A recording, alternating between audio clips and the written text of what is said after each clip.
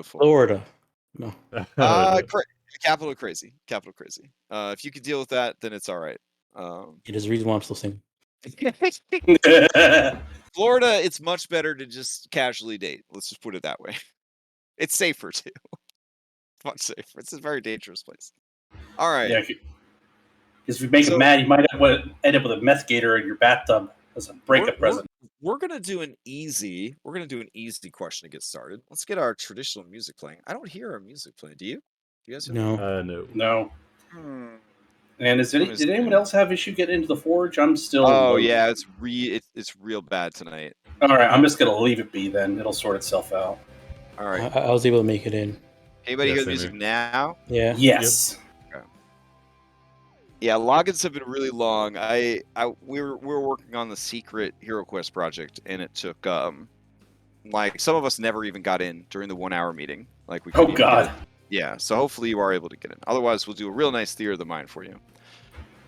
All right, we only got 3 active PCs right now because we're down to SIBO again, and then Oren left the party. I guess See it's selfish.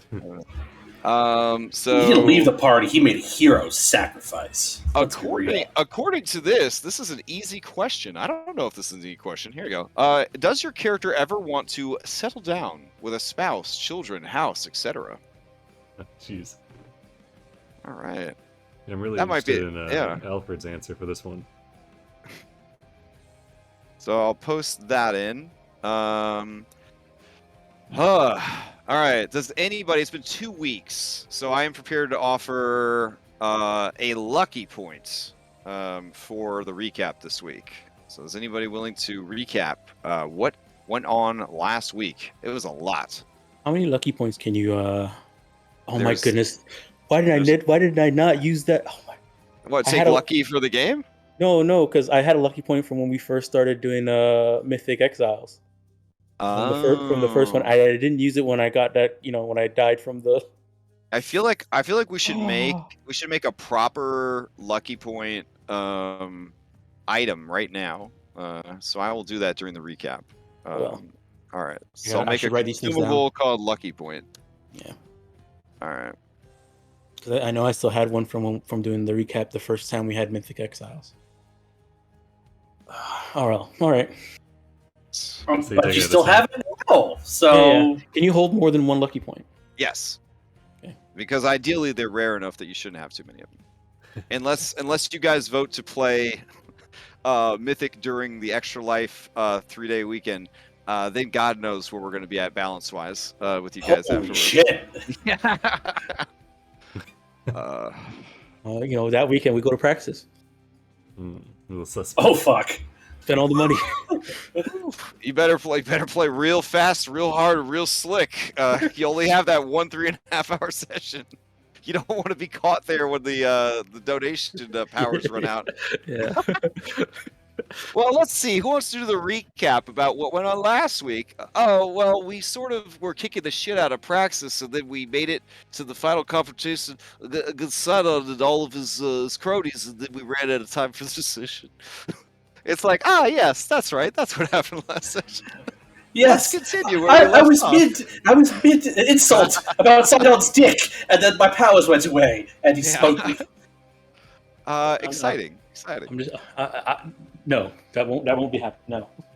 No. So, I guess we're well enough past this. I think I've told you this before.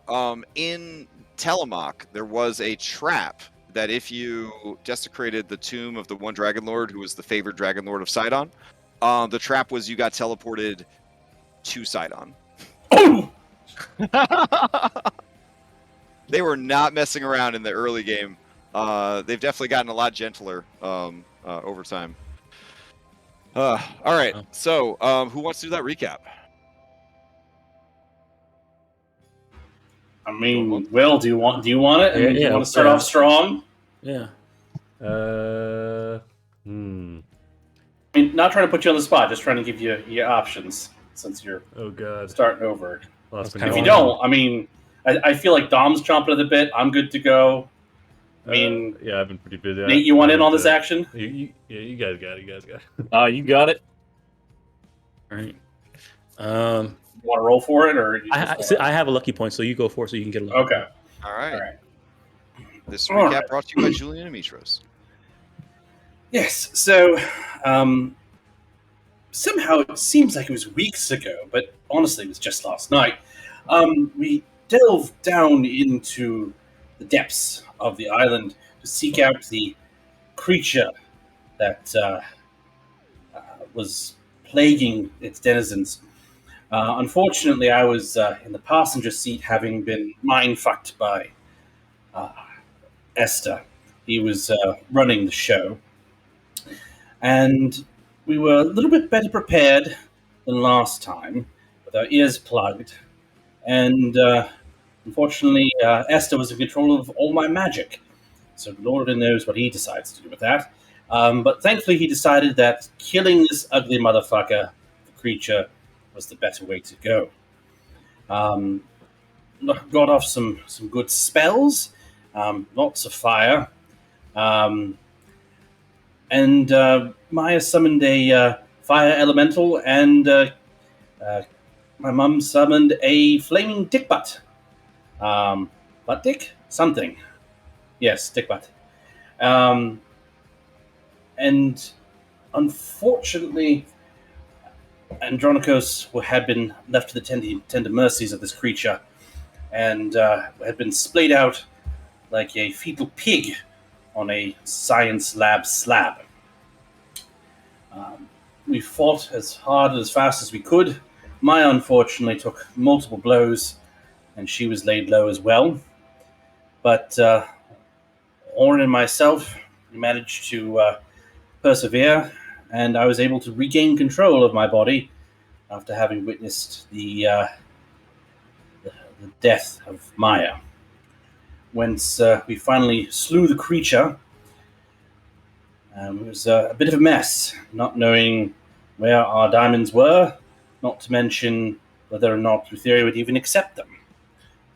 Given that Andronikos is very much his own Triton, and Maya, with all of her many sacrifices to our goddess, Lutheria doesn't exactly have her in great standing, only perhaps slightly better than my standing with Sidon. Lo and behold, Lutheria made an appearance, ready to claim Andronikos and Maya. But Oren made the ultimate sacrifice and gave his life for our two compatriots. And perhaps it was the right move, but he will be missed. For if I had made a similar sacrifice as has been suggested by Lutheria, not only would she have me, but Esther as well. And if we did nothing, we would have the likes of Siva to deal with on returning to the ship. But Maya is there to provide a gentle hand, and we have our paladin back with us. But she didn't seem quite herself, all things considered. A lot of repetition of certain things. Perhaps the strain is getting to her. She's losing her grip. When we did resurface, we all tried to deal with the loss in our own ways. But one saving grace is that we can possibly recrew from amongst the people that we saved, and the children. The children, blessedly, have come back from the depths of the earth. Not quite sure if they're fully whole, or Lutheria has a tendency to leave things behind, but the children have come back to us, so perhaps there's something there that we aren't quite seeing with Lutheria. Perhaps it's madness, perhaps it's Oren was that much of a treasure to her. We'll never know, perhaps. But it's a new morning, we have the children, we have a plan, and we'll follow through. All right. Very thorough. Go ahead and take the lucky point. I added it to your character sheet. And I guess, who would like to answer the factspiration question before I clear chats? Does your character ever want to settle down? The spouse, children, house, etc.?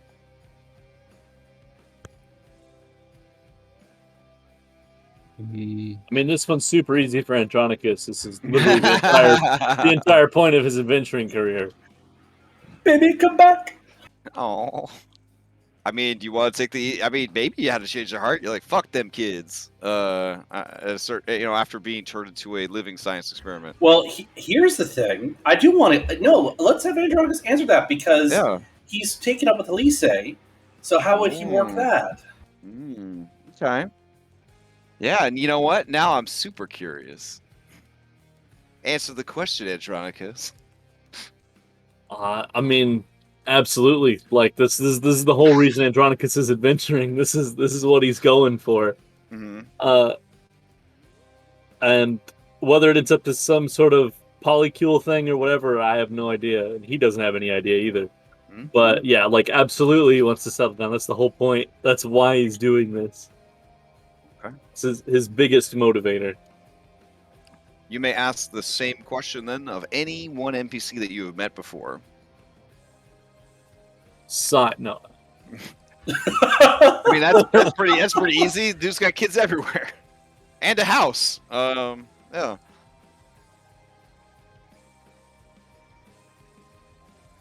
Is there anybody we're jonesing for an answer for here? Oh man, that's rough. Elise. Oh damn. Oh wow. Oh wow. Yeah. Wow. Yeah.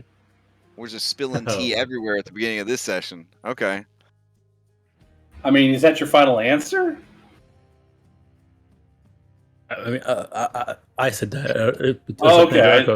No, just there was a lot of talking all at once. So yeah. Sorry, So, Andronicus, who you want to ask? Yeah, let's hear it. Okay. Oh man.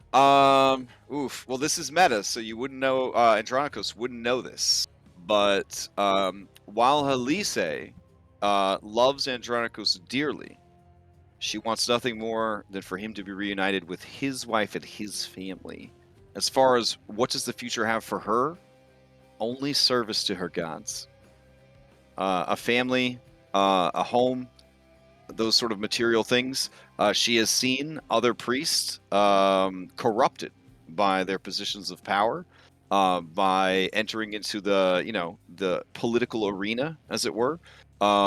She doesn't want any of that. She wants her faith and her service to be pure and unhindered by any other bonds and shackles, essentially.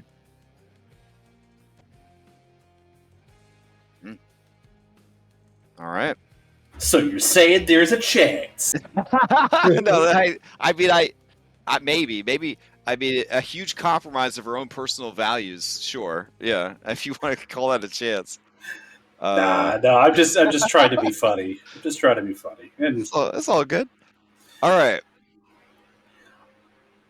The sun rises. Many missing children come stumbling up the hill. Calculated thug carries one in their arms and offers it to Andronicus.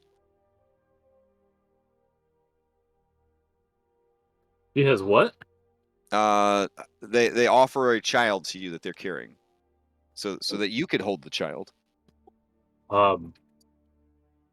Thank you. Does this child not have parents that it should instead be returned to? Calculated thug says, we will find all of the missing children's parents before the sun sets, and you will help. Yes, I will. And so you spend the next several hours reuniting children with their families. Some of the children are just orphans because it's a hard life, it's a hard times. But the orphans are all taken to Keelan, who is so overcome with emotion that he stoically blows snot bubbles out of his little cow nose, and just lets the children hug him, and he stares off into the horizon, trying to look stoic. But you could tell that he is there is a dam of emotions that is threatening to just rupture. He has been through such an ordeal, and now to have all the children returned, it's almost too much for him. His memory is restored. I didn't come up with fucking two different names for all the NPCs. So all the NPCs that were not on your guys' team. The names that you learned while you were under duress are just the names that we're going to use for them in the adventure. Because, god damn it, I'm running out of names in the random Greek generator. So, Elves have silent P's at the book. yeah, with Pekeelan's memories restored, it turns out that he actually was a paladin. But when he kind of went up against the status quo of Mitros, he was sort of stripped of his rank and all that, but he always retained his powers. With the island no longer on lockdown, he feels the divinity of mighty Pythor flowing back into him, and he uses his lay on hands to heal and administer to any of the children and villagers who were injured during the events that transpired. All right. Calculated Thug punches you in the arm, Andronikos, and winces because you have hard scales and hard muscles. And they say, you are a hero. I would very much like to sail with you. Try to be a hero as well. But they kind of wince, and they show you their very sexy ankle that has a brand on it. We have permission to unbrand them, though, right? We can't make them ballast. Yes, so long as they swear an oath first. Right. Then we can have Chandras perform the ritual to unbrand them, or at least unshackle them. I don't know if the brand itself goes away, but it will not. It seems like an oath sworn under duress, though, no? It was the Queen's terms. We're not going to force them. But I once heard a great man say that everyone is a hero in their own way. And you could embrace your own heroism by joining us. Swear an oath to follow our quest. And we will welcome you onto the Ultros. Sorry, what the fuck do we call the ship now? Stormbreaker. Onto the Stormbreaker with open arms. Okay. We have food besides snails.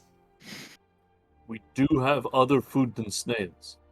So some people want to know if they're allowed to bring their kids. Because they just got their kids back, so they don't want to leave without their children. But the idea of being able to leave this island and have something decent to eat and a purpose in life is very appealing to them. And to be pardoned by the Queen, for assuming they live through whatever Odyssey you're going on, they might get to go back to Mitros. The kids wouldn't be branded correctly, most likely, so right, no, they wouldn't have to swear the oath necessarily. So, as much of a bad bitch ice queen as Queen Valence is, she has never exiled a child. So, to the best of I feel like it would be easy for there to be an exception to arise for that rule. But I'll put it plainly to you. Having met her, you guys wouldn't put it past her. Fucking 10,000%. Yeah. Little Mishka Peterson, I'm sure. So I guess the thing is that if they do come along, we could stop by Mitros, drop the kids off at the orphanage that's there.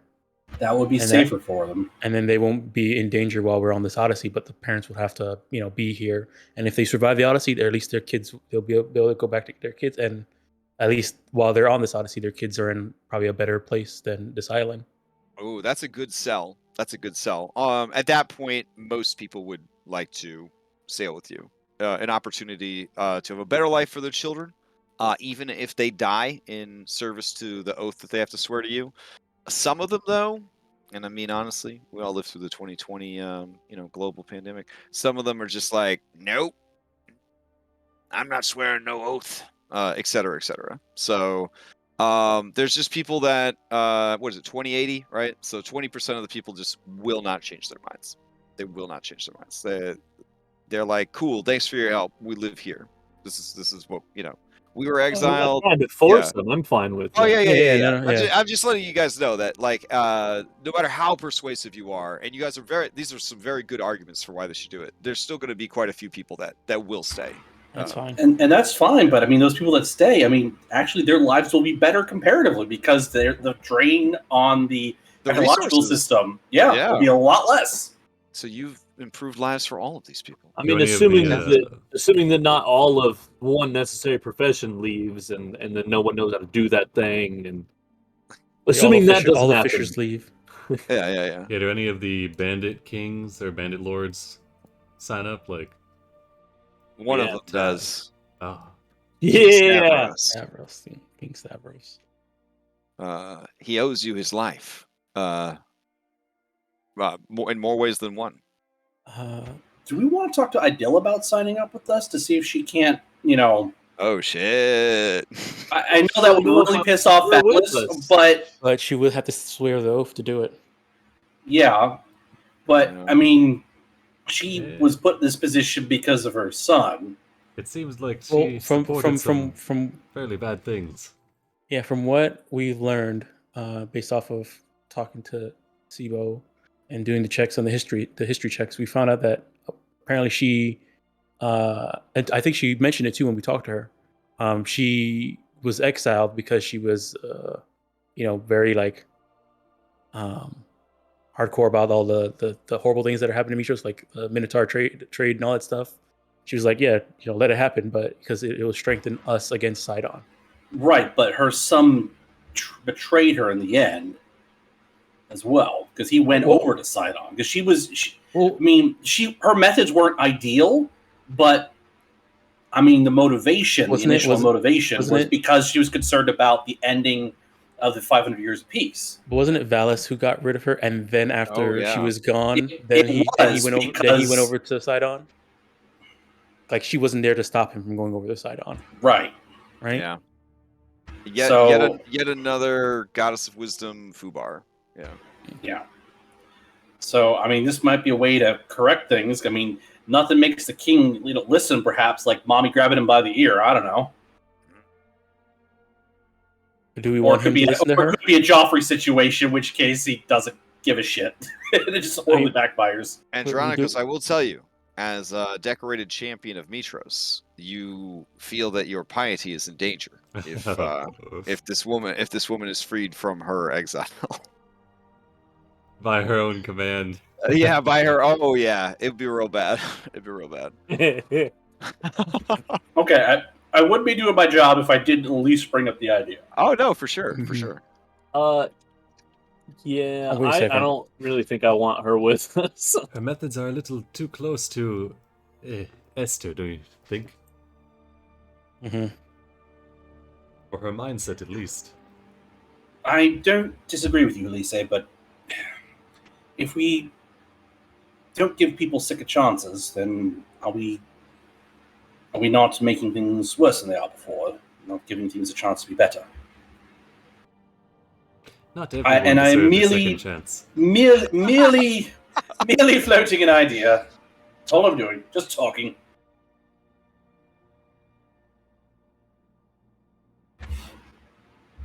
Oh, Crash, can I roll to see if I make halfway decent pots to apologize to Brianna? Yeah, sure. Yeah. This would be what? Slate of hand, I believe. Or, I believe we also said, what was it? Insight, to see if you could tell where the clay was leading you. Oh, well, I will attempt insight in this case. All right. This is not godly clay, so it is just going to be a regular insight check. That's okay. It's way better than my sleight of hand.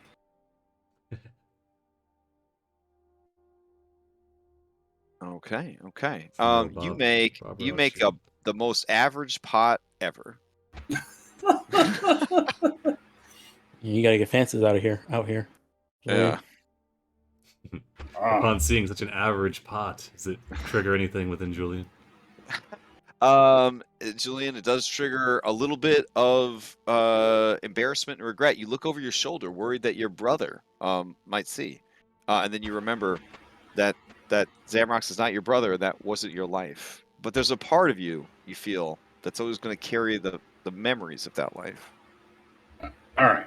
If I'm not helping out with things, which I don't think I was, I'd like if I could try again. Sure. But, I mean, it's just clay. I mean, yeah. Okay. You should, yeah. And I will use a demon inspiration. Oh my goodness. Okay. I really want to apologize properly. If I can. All right.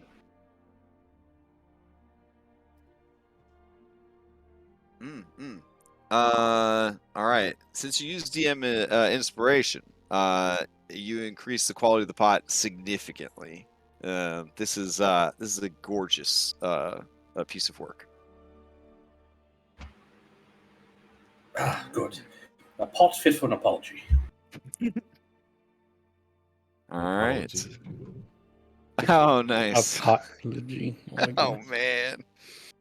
Will always makes it work, even if it shouldn't. So. Yeah. It's important to have those skills. It is. There's only so many ways you can torture players. I will endorse your dad joke skills on LinkedIn next time I log into LinkedIn. All right. I don't know if I'll give a written testimony, but I'll at least give you an endorsement. I'll take it. All right. You present the pot to Brianna? I do. Okay. She looks inside. She says, "Oh, I thought there'd be wine in here." I can fix that. And Julie will produce a wine skin. Oh, very nice. She allows you to pour some into the pot, and then she drinks it. She smiles at you and says, "You're okay, Julian. You are okay." I certainly Forget what Andronicus says. I mean, she didn't say that part, but it did kind of. I guess it did kind of linger in the air a little bit. And she says, "Well, what now? It looks like a lot of people want to get off this island. Chandra's got a line out the door of the stables." That's not a bad thing. We need to replenish our ranks, and hopefully, with promise of good works and a better life for their families, we'll be able to make a difference and perhaps have an even hardier crew for it. She nods sagely, looking at all of the people lined up to swear oaths and have their exile removed, and she says, "Well, you know, Maya. She did promise everyone a trip back to Mitros, so I'm guessing that's our next stop." Yes. When you get the children safe, I understand the desire for them to have a better life. I am concerned about the journey ahead, though. We'll have to see. It might be worth making some sacrifices to decide on just for the sake of the children on board. She drops the pot when you say that. I try to catch it. Okay. All right. Give me a sleight of hand or dexterity save. Oh my! All right. You grab it right before it hits the ground, and not a single drop of wine spills as you hand it back to her. And she says, "I'm sorry. I think I might be having a stroke. I thought you said that you would make sacrifices to Sidon for the benefit of others." I did.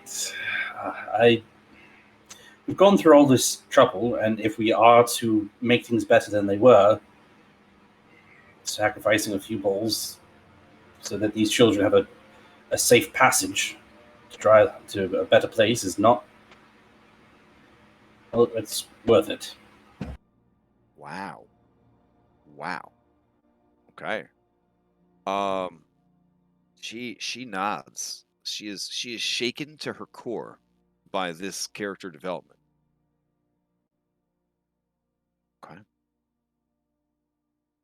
All right. All told,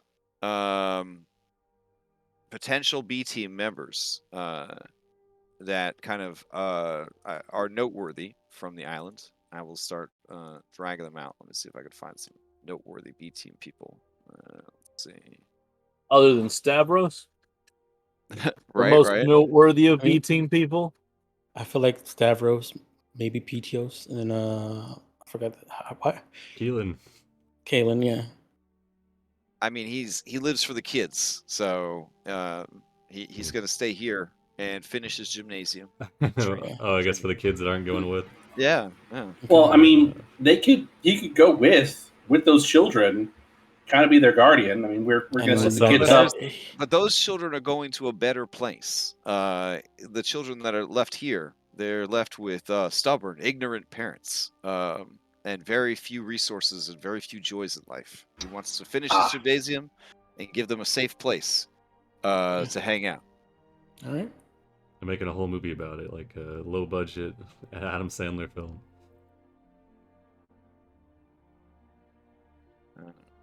Right.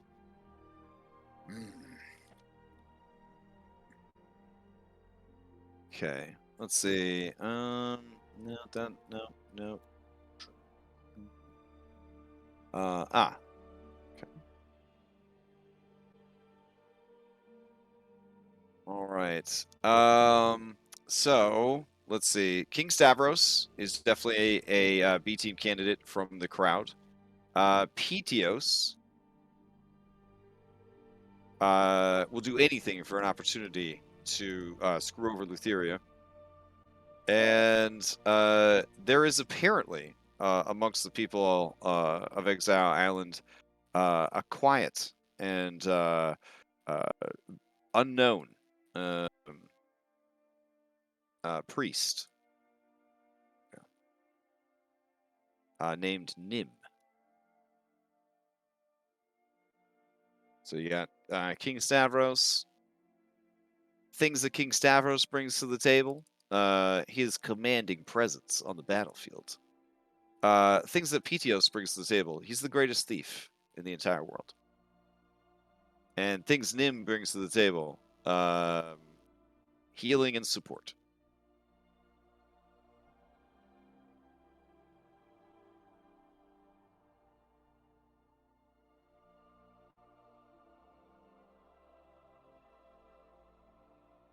All right. Let's see. Do you need to interview any of the B team candidates, or? I guess we should. I feel like we should interview Nim, perhaps, because I mean, Maya's got a pretty good measure of PTOs. I guess the we need to have the interview of what do you care about and what do you want to get out of this Odyssey, so how. Okay. All right. So so they form a queue to get their brand removed, and then they form a queue, I guess, over here at the docks, where just like in the city of Mitros, when you're recruiting, you guys have a little makeshift desk set up, and then people come up.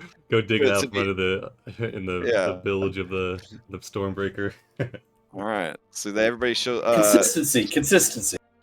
Oh, Calculated Thug is also a potential BT member. There we go. Their name is actually Calculus. Perfect. What if they've got a thing for math? I mean, I don't know. How far along are we? We won't go into it. I mean, considering we have a robot. That's true. Yeah, there's got to be at least some sort of calculus going on with that fucking thing. All right. Okay. So, do you just want to interview the B team, potential B team members? Yeah. All right. Okay. So Stavros approaches, and he says, "Let's see." He looks at all of you. We have been through much together. We have faced down a living nightmare, survived the presence of Lutheria, goddess of death. You've changed my world and my view of the world. I would do whatever I can to repay what you have done for the people of Exile Island. Ask your questions, and I shall answer them.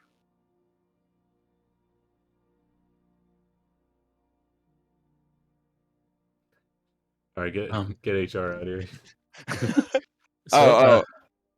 That's like bounds over. Ugh. Okay. At least it's like perhaps just see if his what his motivations are for leaving the island. I don't know. I thought he was pretty straightforward in his statements. I mean, I presume you could tell whether or not he was lying. Although I mean, right now, I'm really tired. It's kind of hard. Oh yeah, you just propped up in a chair, 4 levels of exhaustion. Oh shit! I forgot about your 4 levels of exhaustion. Elisa kind of grimaces, and she'll, if you'll let her, she'll peel another level of exhaustion off of Amaya and take it under herself, just to perk her up a little, you know. Don't worry, we'll be okay once we get back on the ship and have some time to rest. So you can actually only have 3 levels of exhaustion.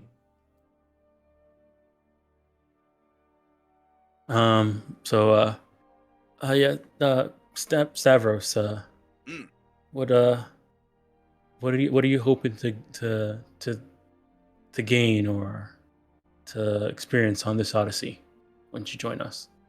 Well, I lived as a soldier. I lived as a bandit. I lived as a king.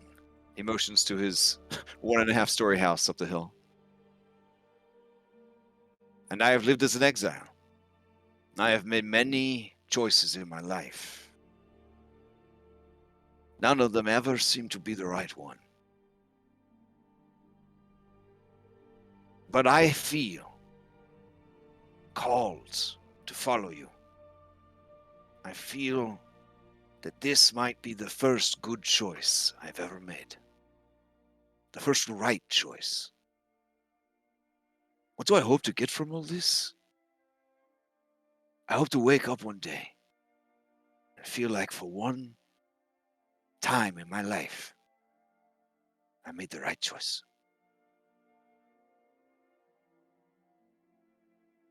Hey. I turn to the rest of the group slowly, and I'm convinced. Elisa holds up a 9.5. I feel like him and Telemachus might get along. We do have a spare Stavros, bedroom. I don't even think you need an interview, so to speak, as the others. You've already proven yourself to us with what you were willing to do and willing to suffer to free this island from Lutheria.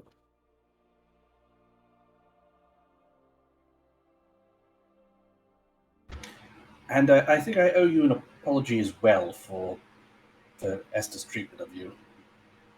I'm going to do my best so that doesn't happen again. He smiles, and he says, never meet your heroes, huh? As a boy, I grew up on the stories of Esther, his great heroism. But having met the man, I find him lacking. Oh, yes. He is lacking. But then he does kind of concede, and he says, but I will say that it does make sense how he managed to achieve all that he did. For the man set no limits on himself. He's a right bastard. But I don't think he's done with us, and we're certainly not done with him, so I will do my best that he doesn't rear his ugly head again. I will go, pack my things. Anything that I do not need or cannot carry, I will donate to Keelan. Alright. Alright. Calculus approaches.